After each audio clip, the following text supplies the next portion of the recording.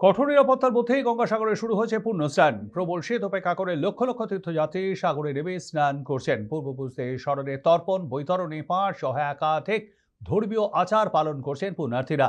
তবে তার মাঝে উঠে এসেছে এক গুরুত্বপূর্ণ দাবিও। সেটি হলো পোশাক পরিবর্তনের জন্য আলাদা ঘরের ব্যবস্থা, বিশেষ করে মহিলাদের। থেকে ভিড়ের চাপ ও পর্যাপ্ত পরিকাঠামোর অভাবে সমস্যায় পড়ছেন তীর্থযাত্রীরা।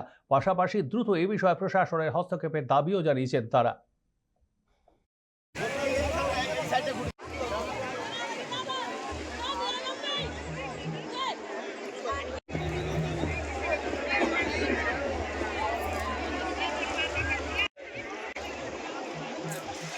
কি বলবেন?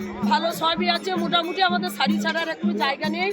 আর যেখানে চান করব সেই জায়গা দিয়ে খুব কাদা উঠে, আর শাড়ি ছাড়ার প্রচন্ড অসুবিধা।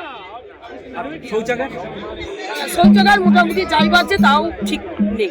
चेंज करने के लिए ग्राउंड नहीं है, एक अलग व्यवस्था ये घाट पे होना चाहिए, ऐसा हमारा कहना है। हम यात्रीगण हैं, महाराष्ट्र से आए हैं, लेडीज के लिए अलग कोई भी रूम चेंजिंग है नहीं, कपड़े चेंज करने के लिए वो अलग। सभी जन नहा रहे हैं वहाँ पे, लेकिन लड़के लेडीज के लिए कोई भी व्यवस्था नहीं की गई है अलग चेंजिंग रूम की।